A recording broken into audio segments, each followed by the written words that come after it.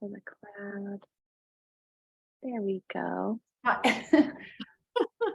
There you are, everybody. Kathleen. My computer just died upstairs. Oh no. No, it's not accepting a charge. Anyway, hello, my Mary. Hello, my Jennifer. Hi. Hi, my Sharon. You're Aw. the only ones I can see. The same thing might have just happened to Barry. Oh, yeah. He'll join in again. Why don't we just get started, because it's now a few minutes after the hour. So hi everybody, thank you so much for joining. We are so delighted today to have Jan Brogan as our featured artist for May 2023, and she has so graciously agreed to do this Zoom call for us. So I'm going to tell you a little bit about Jan and then just hand over the floor to her for her to do her talk. And then at the end, we'll open it up for questions. So here we go. So Jan Brogan is an award-winning author and journalist whose latest book, The Combat Zone: Murder, Race, and Boston's Struggle for Justice, was nominated for both an Agatha and an Anthony Award for Best Nonfiction in 2021. Jan is a longtime friend of the Leo Marchutz School of Painting and Drawing and spends much of her time in Aix-en-Provence, France. And we are just thrilled to feature Jan and her work this month. And with that, I will turn it over to Jan to talk to all of you. I'm going to begin with by bringing you into Boston in the 1970s. But I'm also going to talk a little bit later about, the influences of the Leo Marchutz School Painting and Drawing on a person who does not paint or draw. But still, it's still a significant influence on me and the way I think about my writing. But to start with, I'm going to share screen, and let's see, here we go. Okay, so here's the book. Everybody see the book? I don't see it. Wait. There we go. Oh, here we go. There we go. Okay. Perfect. I had that second share. Okay, so one of the most interesting things about this book for me, researching, and I have to say, I love research, and I realize that's kind of a common thread in all my writing, but I love the research, and it was really fascinating for me to go back to 1970s Boston, because I went to college there at that time and had no idea how messed up it was. I mean, it's amazing how oblivious you can be as a college student, even a journalism college student. But the city was really, really poor. And when people talk about the Boston and its racism, which definitely has racism problems, it kind of all goes back to how poor it was in the 1960s and the 1970s. And it was poorer. It actually had the highest rate of white urban poverty in the nation. And one of the reasons is because immigrants all wanted to go to Boston. So in the 60s and 70s, you're still getting new immigrants from Italy and Ireland, and then like in 68 they opened it up to the whole world. And because it had, and it's kind of ironic, because it had such a great reputation for education, that's where immigrants wanted to go. And when immigrants come to a new country, they're poor, right? They just got there. So the poverty is pretty intense. It's also it's not just intense in Boston. I mean, this is in the 70s. This is when, I don't know if you remember, New York City was going bankrupt. I don't know if you remember the pictures of the trash lined, like collecting in the middle of the road because they couldn't afford to pay the guys to clean it up. And the reason, so in the 70s, unemployment in Boston is 15% in the white neighborhoods and 20% in the black neighborhoods.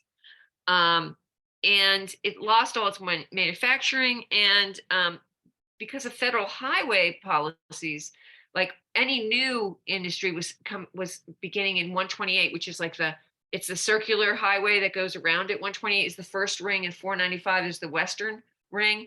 So if you were a new computer company and they were starting, they were starting there because and people were moving. Anybody with means was moving there because Federal lending policies made it really easy to borrow money and build yourself a suburban home. So the cities are dying.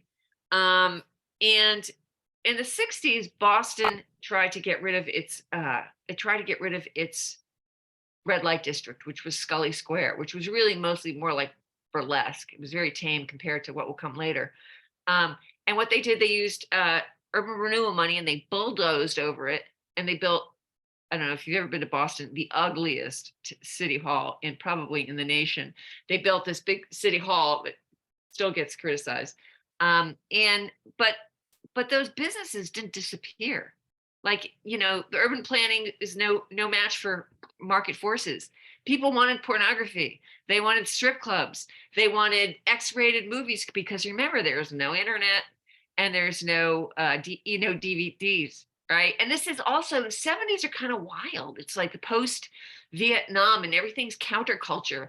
And where previously people used to go to, like, the only people who went to X-rated movies were like, bachelors at a stag party.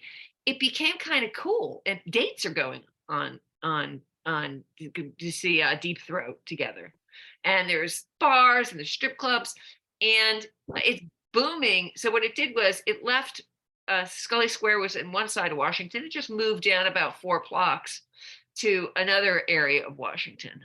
Just see where it is, and this is what it looked like. And these are buildings, some of these are beautiful historic buildings, and they're just like run down, and the city doesn't have the time or effort to try to clean them up. And some of these are really, really, like this building. This was designed by the same architect who did Trinity Church.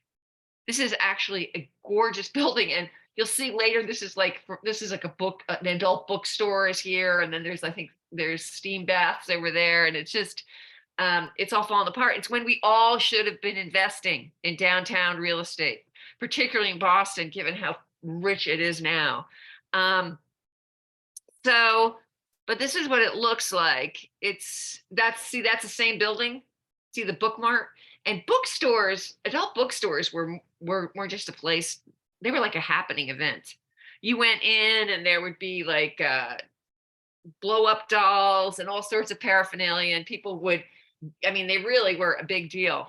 It's hard to imagine. So this is what it looks like. So Boston can't get rid of it. It can't get rid of it because it knows bulldozing didn't work, right? And U.S. Supreme Court decisions made it really hard to, by the way they defined obscene, it made it really hard to legislate that you couldn't have them.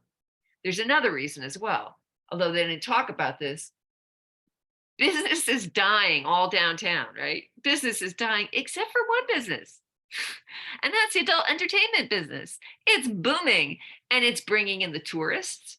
It's essential for the convention business.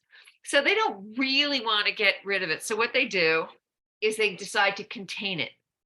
And it's a 4-block area right here. And what they say is you cannot, there are a few, like there's the Playboy Bunny Club, and there's a few things here, and they say Park Plaza, you can have your clubs, but the moment they leave, nobody else can. They grandfather what's there, but they say, no, the only place you can have it in the city is here. And the idea was that they would contain it, and it would be, and that would stop it from going into the nicer neighborhoods. And other neighborhoods were really for this, right? Because they wanted to keep it out of their neighborhood. So they legislated it. And Boston, like the city most known for its puritanical, for like it banned Walt Whitman's Leaves of Grass and I Am Curious Level, like this really stodgy city all of a sudden creates a entertainment district. And this is like baffling the rest of the nation. For one thing, they're all struggling with it too. Any city is struggling with this. And they're like, Boston did what? And they think it's the wrong way to go. But voila, there it is. So so they decide to create this area, and they let this is the only part of Boston that's allowed neon. Everybody else has to have, like, stick to historical districts and all kind of stuff. Here they can have neon. And they say, they're like, initially they say, we're going to do these great things. They're going to have neon. We're going to work with the city, like the Boston Redevelopment Authority, which at the time was a powerhouse. The Boston, they called it BRA. It was in charge of everything. And they said they're going to work with the owners to improve the signage. They're going to clean it up. They're going to provide better services. But none of that happens. I mean, they do work with them to improve the signing for a little bit, but they get pushback from the owners who don't want to spend the money on it. And the city has no money, so it doesn't get policed. And there's another problem. It's also just an incredible error of police corruption. I was lucky to interview the guy who was police commissioner at the time. It was like a year before he died. I was so lucky to get him. And he said to me, he was hired from San Francisco to come clean up the Boston Police Department. And he said, I knew I was coming to clean up a corrupt police department, but I didn't realize it was the most corrupt police department in the nation. So, and they move in the mob. This is the heyday for the mob. They move in, they say 40%. It's probably closer to 50 or 60% of the businesses. And what they don't own, they're getting protection money on. So they move in, they take over. There's all sorts of gambling. If you went there and they buy the cops. The cops are totally, he said, at least 50% of cops were on the take. And he said, there were some good cops too, but at least 50% were on the take. And they, if you, this is amazing to me. If you went back to Boston on the combat zone on a Saturday night, there would be 60 prostitutes just strolling down the streets. 60 prostitutes. They were having sex in the alleys. They were having sex in parking lots. They were, if you tried to drive through that, you couldn't, because there was a gridlock in that 4-block area, because in the summertime people were being solicited through the open windows. And cops, they did a report on this. It's called a secret investigative. This crap's coming up. The police commissioner comes to clean up Boston, and he has such a hard problem. He creates a secret investigation on his own police department. And this was released at the beginning of November in 1976. And it says the cops are there, like they're on the street, and they're just watching all this happen. And they're just turning their back. They're just letting everything happen. They're all on the take. So let's go here. All right. So the reason they're all on the take is because this is the Angiulo Boston crime family. And this is also like 76, the Godfather movie came out in 74, I think, might have been 72. And it just had this amazing cultural influence in glamorizing the mob, where cops would let, the corruption that they found in the report is like the smallest thing they would let mobsters like triple park in the streets. The cops would let that. But on the higher level, they were extorting sex from prostitutes. They were and the worst thing was they were tipping off the mob to investigations by their own department.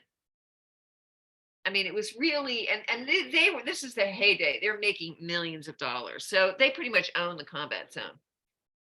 All right, so let's get down to the murder. I think it's November 15th, 1976, the Harvard football team leaves the hallowed walls. This is the very Tony Harvard Club on Commonwealth Avenue. And they have their last end of the season banquet there. Ethel Kennedy comes to give a speech. I mean, this is a very, very high-end affair. And believe it or not, it's the Harvard tradition for the entire team to go to the combat zone for a last drink together. They leave here and they go to here. And they go, they really, they well, so they go to this club, and they're all, and this is this is what they do. And I guess what the most amazing thing about it is the week before, that secret report just came out, which said crime is out of control. Violent crime is out of control in the combat zone. So that did not stop anybody. Didn't stop Harvard from saying, maybe this isn't a good tradition this time. It didn't stop the coach from saying, maybe you don't want to do this time. It didn't stop anybody from going. In fact, the Harvard equipment manager brought a bunch of them down to the combat zone in the Harvard equipment van. So this is totally sanctioned. This is Andy Popolo. So he is 20 years old at the time, and he's already gotten into one medical school. He had a great game. Well, no, he didn't have a great game. The last game they lost. He had a great game the week before. He got a concussion. He got knocked out in the first half, and he was one of the few that couldn't be drinking that much this night when they all go down to the combat zone, because he wasn't much of a drinker anyway. So he goes down, they go down, and one of the saddest parts of this whole story is that this young man who goes down with a friend, what happens is some of the other teammates get pickpocketed by some prostitutes, which was a very common event. Prostitutes would wait. They weren't really prostitutes. They were kind of young. They're like 16, 17, but they were dressed as prostitutes. They probably did a little prostitution. So they would sidle up to the drunk men leaving the combat zone, leaving a bar, and they would kind of fondle them, and they would steal their wallet. So as the Harvard football team at 2 a.m. descends from the naked eye to the streets to go home, 8 of them, including seven of them, including the Harvard football player, Harvard equipment coach, go past this one carnival lounge, and these women start coming up to them and following. Some of the boys in the beginning, in the front, say, don't pay any attention to them, but they start sidling up to the guys in the back. They wind up in the Harvard equipment van. They're only there for like a couple minutes, like 5 minutes. So I don't know. I don't think any real sex could go on because it was such a short period. She leaves with the wallet.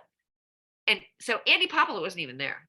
He was with a completely different group of kids, of students. And for years, like even when I was doing this, people say, oh, Andy Popolo, that's the kid who died because he was trying to get sex in the combat zone and they stole his wallet. So, and of course that upsets the family very much because he wasn't even part of it.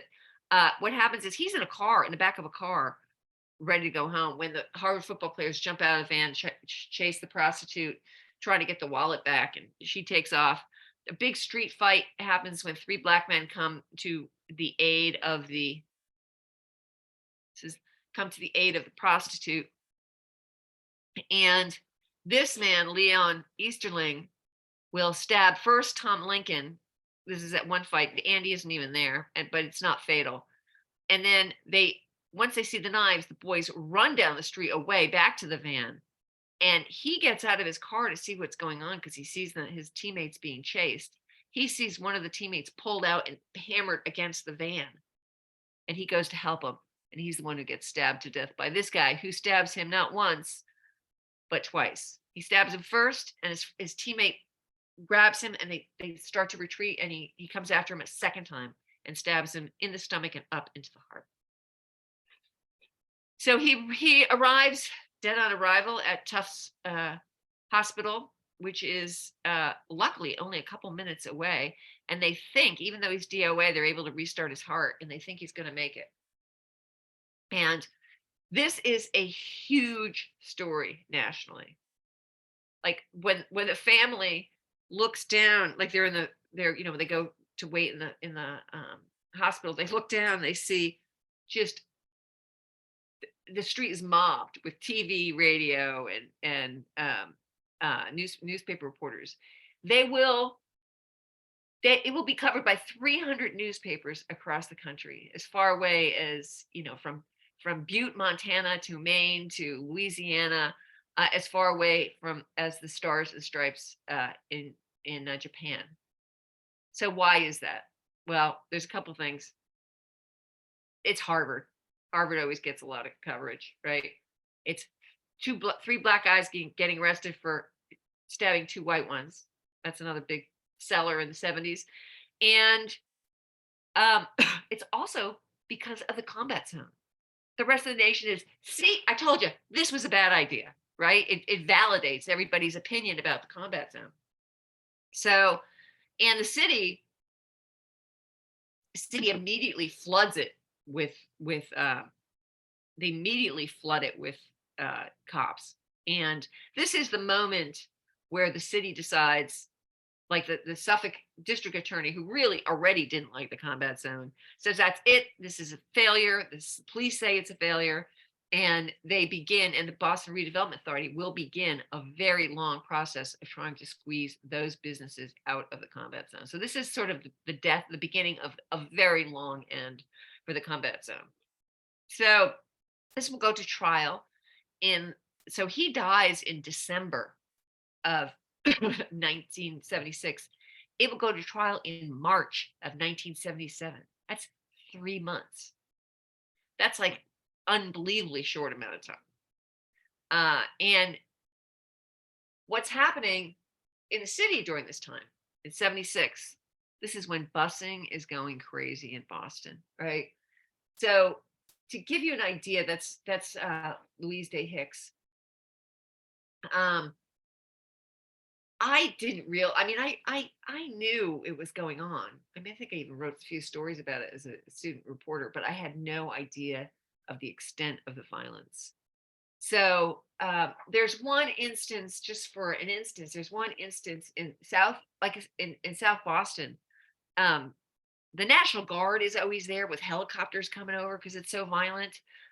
One black kid stabs a white one in the library. They whisk the white kid out to the hospital. By the time they come back, there are 3,000 protesters around the school. They call on Louise Day Hicks. She's like the anti-busing goddess. They bring her there and they're like, go on, Louise, shut up. That's like unheard of, right? They finally, they can't figure out how to get the black kids out of the school without getting killed. They have to, they do a feint where they pretend to get them out the back or the front, and then they get them out the back. They eventually get them out, but there's like all the police cruisers are turned over. I mean, it is really violent. They shut down the school for 3 weeks. They think it's never going to be reopened. That's how violent it is. It's not like racism. It's like a racial war. When they first count the numbers of black on white, white on black violence, but when the city first starts to keep tabs on, it's in 1978, it's over 600 instances per year. That's like, and those are that are getting reported. That's how much violence there is. There's, black people move into neighborhoods. Their apartment gets firebombed. I mean, it's intense. So, and at this moment, when they're picking the jury for to sit on the murder of a white Harvard kid, which people will say is like sort of the perfect victim, and these three black guys who are Leon Easterling has all right, so this is Richard Allen, who has got such a long record, like 40 instances, that they will never put him on the stand. Leon Easterling also has a lot of backstory, but they won't. They put him on the stand. So these two are half brothers, allegedly. At least that's how it's reported. Although I have the police records, and I can't figure out how they're related because there's no family members in common. But they're half brothers, and they are known as combat zone hustlers. he works on he's huge. This guy's huge. He works at the Carnival Lounge. And when I spoke at when I spoke at the Boston Public Library, this guy comes up to me afterwards because I'm here because I wanted to hear about Richie Allen. He was a good friend of mine. I said, "Oh, how did you know Richie Allen?" He said, "Oh, he worked for me at the Combat Zone." I said, "Oh, what did you do?" He said, "Oh, I sold drugs to the prostitutes, and he was my protection. I used him as protection all the time. He was great." And and then Leon Easterling actually has in his record a record for pimping, but but Edward Suarez is actually if you look at his record, he hasn't had any charges since he was in high school, and the only charge he has is for like possession of marijuana. So I think he was really trying to turn his life around. He actually had a cart and he sold trinkets and stuff like outside Filene's basement at Filene's, which is the department store, and he's also very religious. So, but the prosecutor will charge all three of them, even though only this guy actually did the stabbing, although he started the fist fight, but he's the only one who did the stabbing. And they will charge all of them for using joint venture. And that's kind of like the felony murder rule. That's like, the guy who drives the pickup car to the bank robbery is just as guilty if the guy goes in there and murders him. That it's like that. It's like joint venture is the state version of that. And they're saying it two ways. They're saying once they followed him down from the T where the fight started and he stabbed the other kid and he knew that they had a knife. Once they all followed him to the van, they knew he had a knife and would use it. Oops. They knew he had a knife and would use it. Once they followed him down there, they were just as guilty. And then the other thing they're saying is that all three of them were involved. They were working for the prostitutes. The prostitute who stole the wallet for a cut of the wallet, which is the thing, providing protection. So the prosecutor, Tom Mundy, who is a renowned prosecutor who will go on to do a lot of good things in his life, he decides he has to charge all three, and he's also very disturbed by this. He lives like 3 or 4 like the Popolo family moved from the North End to Jamaica Plain, and which is a very nice neighborhood. They live on the same street. He stops by all the time. He's also an athlete, so he really relates to Andy and the murder, and he really wants justice for him. So he convinces the family that, and this is the family. This is Danny Popolo. That's his younger brother, and this is his father. So one of my reviewers said that Danny Popolo is really the heart of the whole book, and I think he is. He adores his older brother. He looks up to him. They are very, very close. He is a very nice person from a very good family from a really bad neighborhood, because remember, they grew up in the North End. So his father actually was offered a corner by the Angiulo brothers when he came back from the war, but he turned it down. And then they're also in the Italian restaurant supply business. So they have a lot of connections.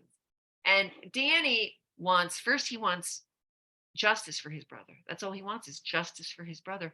And the prosecutor has convinced him that justice is all three of them going to prison for the rest of their lives with no parole.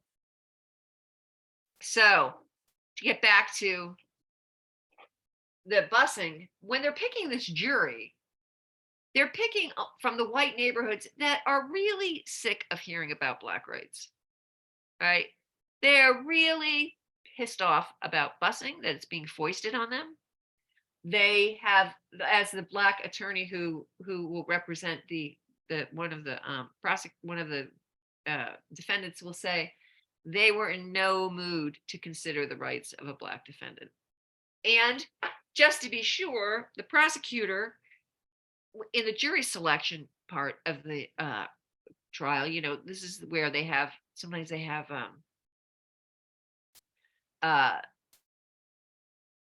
consultants. Today they have consultants to figure out which jurors to get rid of, This is where the prosecuting and the defense both have the right to just strike a potential juror without giving a reason.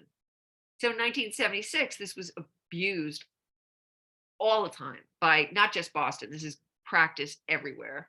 And so the prosecutor strikes 12 of 13 potential Black jurors. So, and the defense strikes 17 potential jurors who have Italian last names on the theory that they'll be too sympathetic to the victim. And this is business as usual. And this is the case that will change this. So it's like if it was about rape, they would strike the women potential jurors, right? If it was about a religion, they would strike, if it was about, someone being charged today with terrorism, and they were Muslim, they would strike all the Muslims off the juror. It's the way it was done, and it was totally legal. It was upheld by Supreme Court precedent. And the Black attorney, Henry Owens, who represents Richard Allen, and he's this guy. He's the guy who was an operator. He was the operator in the combat zone that offered protection to the drug dealers. But he didn't touch anybody. He didn't. Matter of fact, most of the testimony has him saying to the Harvard kids, "Go home. You're out of your league. Go home." But he's getting charged, and in the case will, the jury selection will take over a week. The trial will take about 2 weeks, and it will take the jury from noon on Thursday, or we say 1 o'clock after they get jury instructions, and they break at 5, to 20 minutes the next morning to find them all guilty of the first degree of murder. So Henry Owens, who kind of sensed this, who said, and plus there was a judge who they called the hanging judge. So Henry Owens said, "I knew from the beginning that this was going to happen. So I just immediately, when they start on the jury selection, and every time Tom Mundy, the prosecutor, strikes a Black juror, he challenges it and puts it in the record.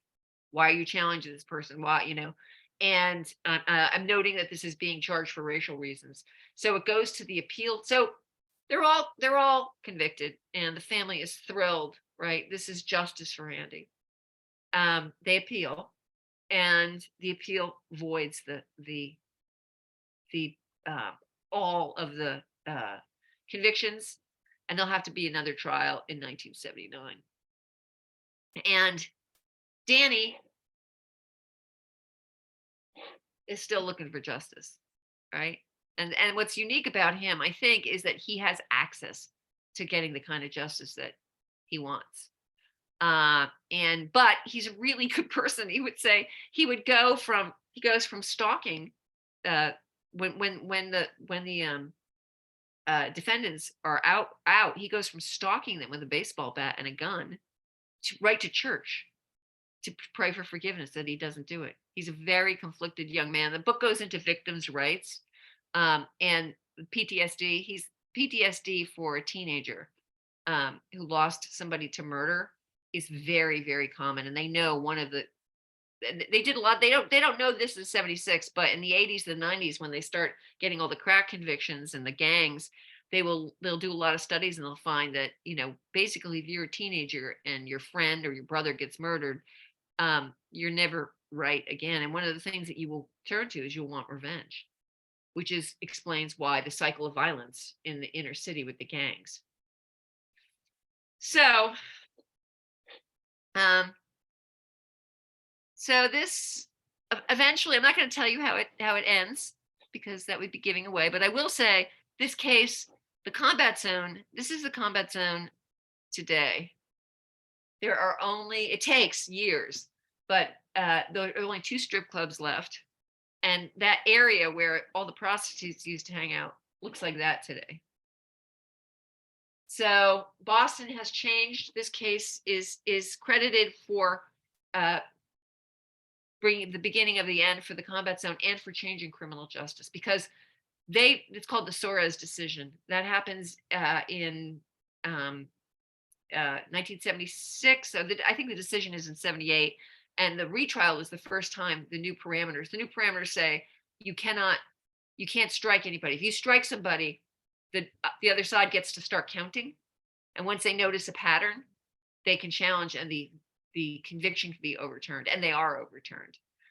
This will take 8 years. It'll finally get to the U.S. Supreme Court, and they will, using this case and one in California, they will issue the Batson decision, which does the same thing for federally. But it's not, because of the Soros decision, because of the way it was written, and because of some tune-ups in following years, it actually works really much better than the Batson decision, which has a lot of loopholes. But it really did change the way justice is decided. So I want to talk a little bit about the influence of the Marchutz school on me. And let me just stop sharing. Where is it? Let me stop sharing. Okay, stop sharing. Okay, so I think, so this book, so I wrote a lot of murder mysteries in the early 2000s. And I think I had written my last one in 2007. And that's when I came to Provence. And I met Alan and Kathleen. And at that point, I think this was a book proposal, and I was having trouble selling it, and I was getting frustrated. And I think I said to Alan, sometimes I just think it would be just so easy just to stop writing these books. And he said, do you think you can live without a book in your head? And when he first said it, I was like, yeah, I can. And then I started thinking about it, and it was like, oh my God, I can't. And I've never forgotten that. I also, when we went to the Met in February, just listening to the artists talk about what makes things art, and Alan talk about what makes things art, and it's the unique perspective of what the artist brings to that art, and it made me think about figuring out who I am in my writing, and I realized that no matter what I do, it starts with research. It starts with a lot of research. Even I went to Giverny, and we did the sculpture class, and that's the only art I've ever really liked. And I thought, why did I really like that? And I was like, oh, because we did so much research beforehand. We measured, we did stuff that the other artists are like, oh, what a pain this is. I'm like, oh, I love this part. Even if you don't need it. But I do a lot of research, and that gives me the confidence, and then I know where I want to go with that. So that's what I'm doing now. So I'll be happy to open this up to questions. Hi, Anne. Thank you so Hi, much, Jan. Claire. That was so wonderful to hear about your book. If you don't mind, could I start off the questions? Sure. I just wonder, how did you get interested in the topic of the combat zone to begin with? What sort of led you to that subject matter and to that zone before you started writing the book? So after I wrote my 4 murder mysteries, I realized I really didn't want to write murder mysteries. I was like, you're supposed to do one a year, which doesn't really give you enough time to write anything of quality. And if you write one a year, then you're like spending 6 months on promotion. And I really didn't want to do that. I also felt that although my murder mysteries were I thought they were really good, it wasn't like in my heart, like I don't even really like to read that many murder mysteries, Mm-hmm. And so I kept saying, and I kind of proved to myself I could write a novel. I proved myself. I said, if I'm going to put all this effort, I want to find a story that needs to be told. And I kept saying that around town. I said, I want to find a story that needs to be told. And I said that at enough cocktail parties around Christmas time that a friend ran to me in Costco. He said, Jan, Danny Popolo is looking for a screenwriter. Do you write screenplays? And I said, well, I have, but I've never written anything successful. By successful, I mean, not that it's even made, even that I thought it was that great. But I met with him, and he wanted to do a book about his brother, a screenplay, a film. So I agreed to do the screenplay on spec, which means you only get paid if it gets made, which means you never get paid. So with a written guarantee that I could write the book, and as I see it, because I'm a journalist, I had to have journalistic freedom, and I couldn't, I was happy to write the screenplay the way they wanted it, but if I was going to do a book, it was going to be mine. So we did that, and at first I was just really taken by the agony of the family not getting, not getting, feeling that it got justice, and all went through with the publicity and actually Andy Popolo's name and say Popolo, oh, that racist kid. And he actually, because the trials get called racist, the victim gets, and he actually, when I talked to a lot of people at Harvard who knew him and a lot of black kids who said he was like the best kid on the team. He's the only one who came over to make sure that, so it just seemed really unfair to me. And then I can't remember, but this was so many years after the event that I was like, why am I writing about this? And then I can't remember how I hooked up with him, but there was this law professor who taught the combat zone case. And he said, Jan, this is what changed. And he was black, he said, this is what changed justice for black. And then I started looking and doing the research and seeing how many blacks, did not get justice for the different things the thing is, what would happen was for the same crime, the blacks would get like the strictest thing. And then the white judge would say, oh, they're boys, and they always got off easily. So I started to see there's a lot of really heinous examples. Like there was a kid named Brian Nelson, who was 18 years old, a black kid. And they got into a fight in Medford.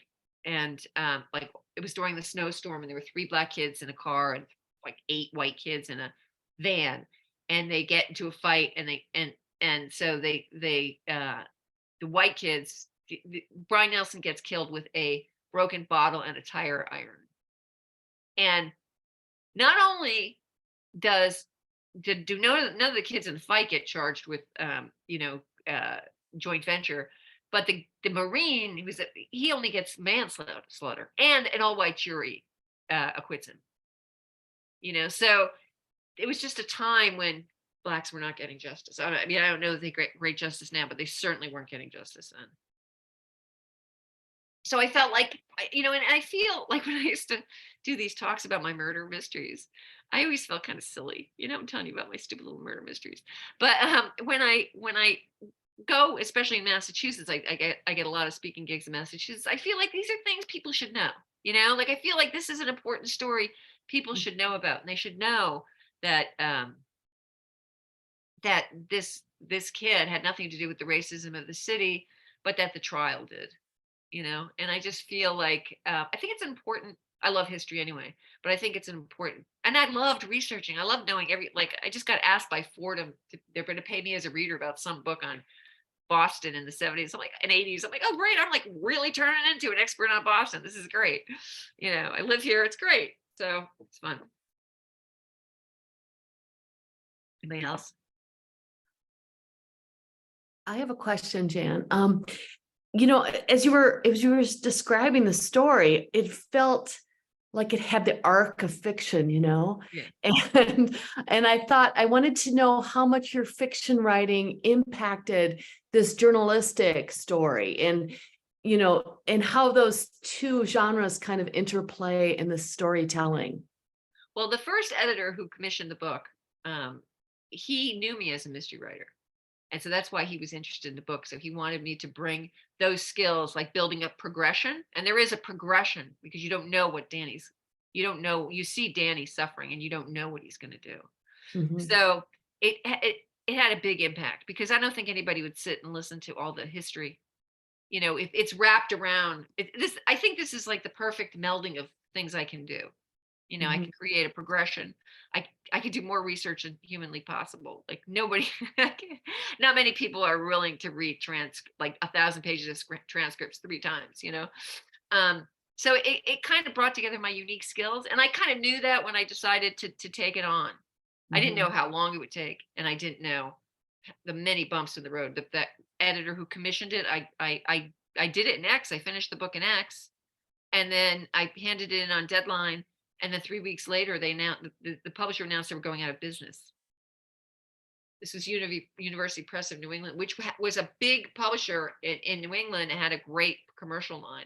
And then I had to spend, 2-3 years getting UMass to publish it. So I didn't realize how. I remember thinking when I first switched from being a reporter to writing novels, I felt very pretentious when I would say I was writing a novel. I felt very pretentious when I would say I was a writer instead of a reporter, and I would never consider myself an artist because I thought, well, for one thing, artists are tortured, and I'm not tortured. And then but little did I know the process itself tortures you. So I think I'm sufficiently tortured now to call myself an artist. Alan. You need to unmute yourself, Alan.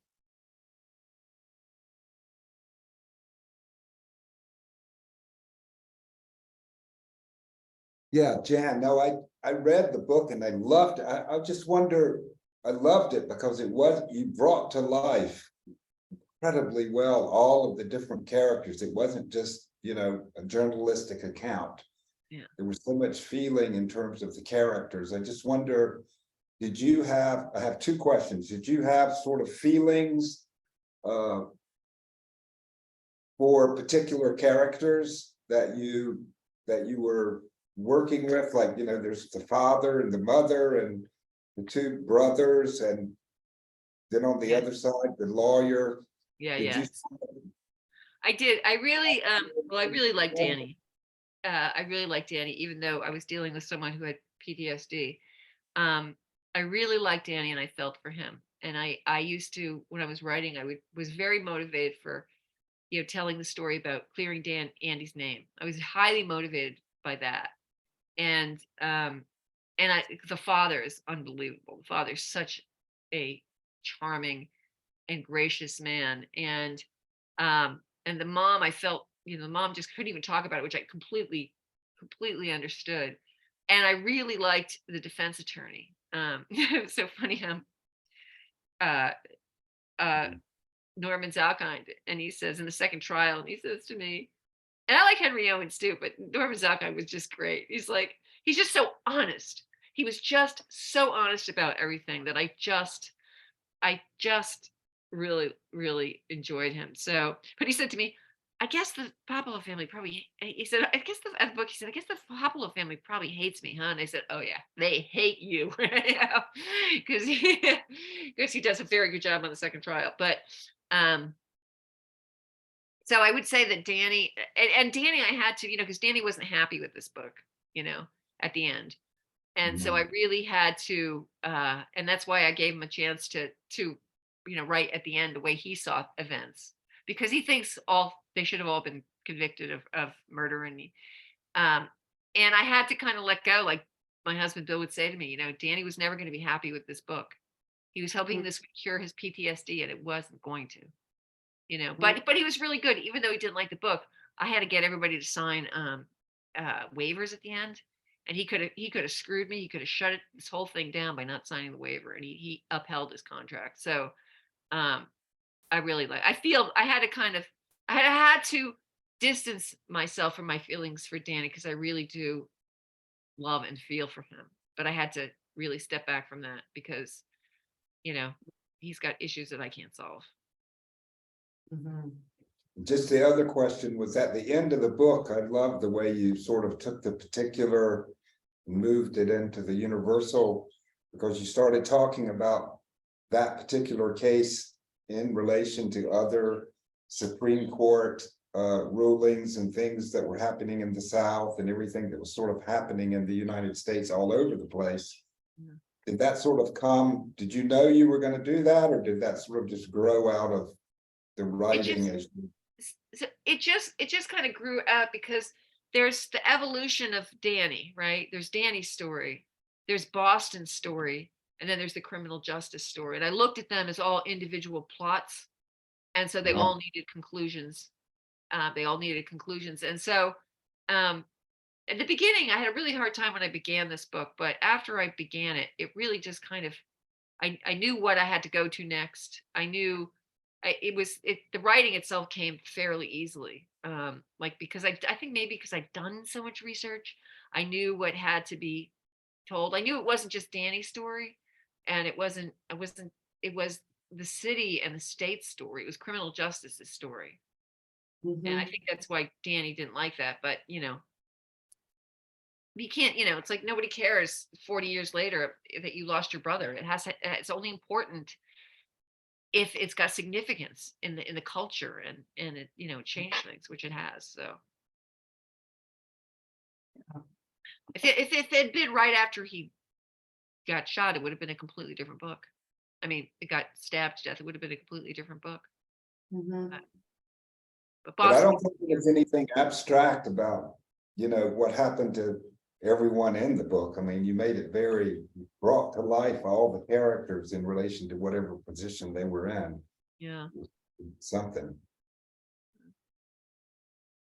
very. That's a follow-up on that. Good to see you, Jan. I see you. And I was wondering about all the characters in the book. I haven't read the book, so I really don't know, but to tell this story, did you have access or did you desire access to the offenders or their families? So the offenders were all dead. Oh, By the time I start, oh, well, no. So in the beginning, Leon Easterling was alive, and he contacted me. We thought he was dead, and I get this email from him one day. I hear you, because I was asking people to, who knew him, who could tell me about him, and he saw that email solicitation, and he said, I'll talk to you, but he wanted me to pay him, which you can't do as a journalist. So and then it was weird because he was a killer, and he followed me on, I think, Twitter and Facebook for a long time, and then he died. So he died in 2014. So, but the other two, I went to great lengths to find people. I sent letters or on Facebook to all their family members. I had, Soros was Portuguese, so I had the entire Portuguese community in the south coast, working to try to find somebody who was related to him. So, and then I did wind up with Easterling. I wound up getting very good sources on him in Philadelphia, where he had lived for 10 years. And I got really good. I could not, there were a lot of things I knew that I couldn't tell about Leon Easterling, because just the knowledge, those anecdotes would give away who the source was. And I was respecting confidentiality of the source. But he's not a nice man. And this isn't like there wasn't any issue of wrong identity. This wasn't, this wasn't like something that happened in their neighborhood. This is a commercial district where everybody was working. They were combat zone hustlers. This is not somebody's neighborhood getting invaded. This was a commercial. As they say, it's an interesting thing about the combat zone. In Boston in the 70s, it was like one of the only places where the races mixed. It was the only place where you'd see a black and a white at a bar together. The only place where like a mixed race couple could live like in the apartments upstairs. It was sort of interesting.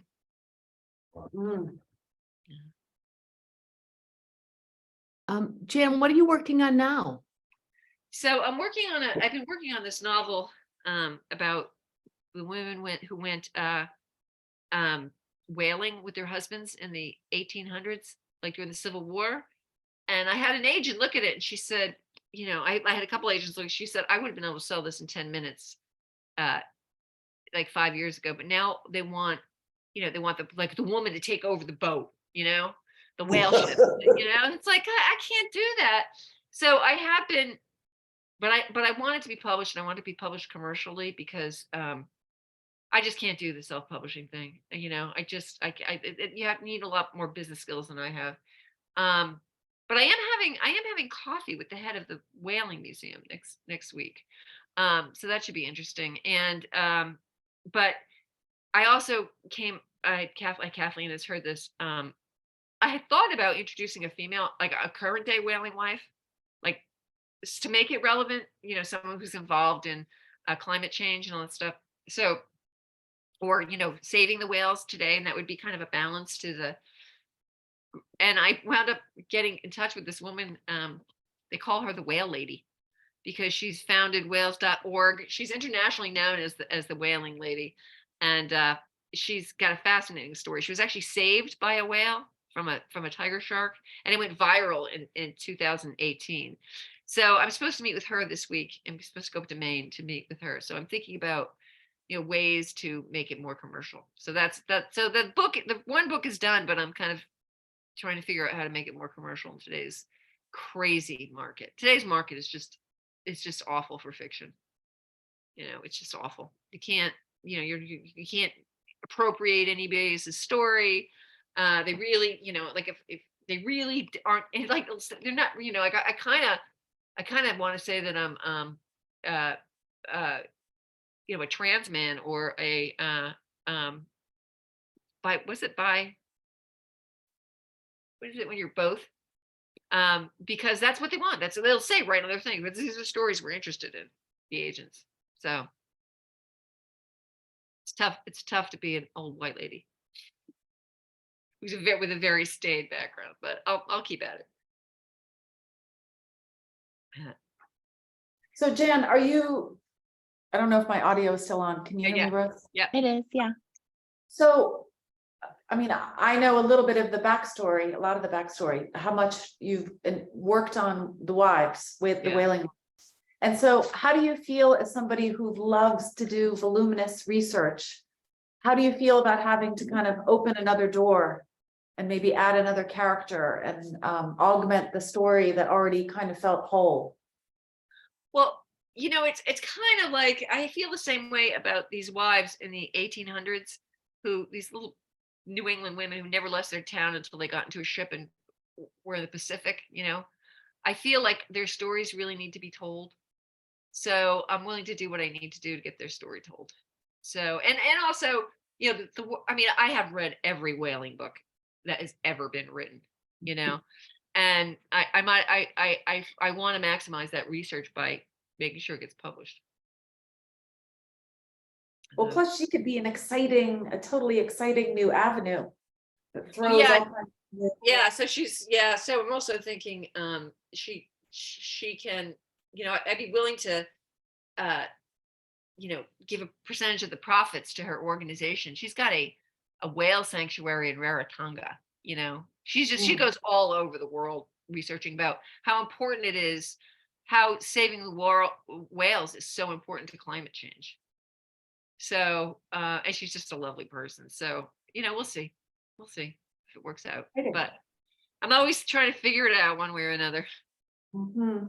Did somebody publish The Combat Zone, or is that self-published? Oh God, no, that's University of Massachusetts Press published it. So did people force you to do certain things in that book, or did they give you pretty much free rein? Well, when University Press of New England, so when I first queried UMass with the way I'd written it for University Press of New England, the guy said, I really like this book, but it's narrative nonfiction, and we don't do narrative nonfiction. We only do journalism. And I said, and one of the reasons he said that was because when I was sending it out for review, I did not include all the footnotes because I thought it would be distracting. And I was like, oh, I've got footnotes, because I footnoted everything. And partly just for my own, so I could double check everything, like so that when I was done, so I could double and triple check things. I wanted everything footnotes. Everything was footnoted. And I said, I can make it more journalistic and less narrative nonfiction, because I had a couple scenes in there that University Press of New England wanted that I wasn't really comfortable with. I was more comfortable with putting it in somebody else's, I was more comfortable as a journalist doing it the way UMass Press wanted. And it didn't take me that long. So it wasn't really hard. They did want some changes, but they're relatively easy to accommodate. What's the difference in journalism and narrative nonfiction? So narrative nonfiction is where you just create the scene, like there's a scene in it where the prosecutor goes to tell at the end to the father about the verdict. Right. So originally I just wrote it as a scene. Now I still wrote it as a scene, but I said, as Andrew Sr. remembers it. So there's more attribution. That's really what it is. Yeah. It wasn't that hard to do. Wow. And I actually felt more comfortable doing it. And the big thing was I was really worried. I was really worried that I would get a lot of flack on the book, and I didn't. I was really worried. This is kind of an interesting thing. I really was worried about I'd get some, like, would have gotten something wrong with the legal aspect of it. Like I was really worried about that. I double, triple checked everything. And then I it was really great. I just found out I got this email from this woman who's the head of the Massachusetts High Court, and then she said, "Oh, we've all read it here. We love this book." So that made me feel really good, especially because my father's a lawyer, and I worked in a law office growing up, and my brother's a judge and Bill's a lawyer. It was really important to me to get the legal stuff right. And it makes me very proud that I did. I also got a really nice review from Rutgers University Law School, and that made me just really happy. Mhm. My father would love it. That's all I can think about my father. Well, getting it right supports the larger truth Yeah. and in the life. So that's a great compliment from them. Thanks. Are there any last questions before we wrap up here? I'm aware that we're a little past 11 or 11 my time. Any last questions? Okay, well, thank you so much, Jan. This has been Jan. so Thank you. wonderful. Thank you for having me, and thank you so much for Of coming, all of you. I course. really appreciate Thank you all. Yeah. guys. And before we sign off, I just wanted to give a little plug. Jan is doing her own writing workshop in Provence in September. So if any of you are interested in signing up for Jan's workshop, I'm going to send info after this call with a link to the recording for this call, but I'll also put a little link in there for Jan's workshop in September too. So check that out and share it with your friends. Thank you. Thank you. Thank you so much. Thank you, Jan. We so appreciate Bye, you. everybody. Take Bye-bye. care, everyone. Nice to see you all. Bye. Thank you for Everybody. coming. Mary, Take it's so care. great to see you. Bye. See you Bye. too. I'm going to order that book right now. Oh, good, Mary, it's great. The book. It's on my list. Read it. It's in my queue. So I just Oh, put it good. right to the top. It was already It's there. so good. It's Thank great. you. All right. Yeah. Bye-bye, everybody. Oh, wonderful. Bye. Thank you, Bye. everyone. No. Talk to you soon.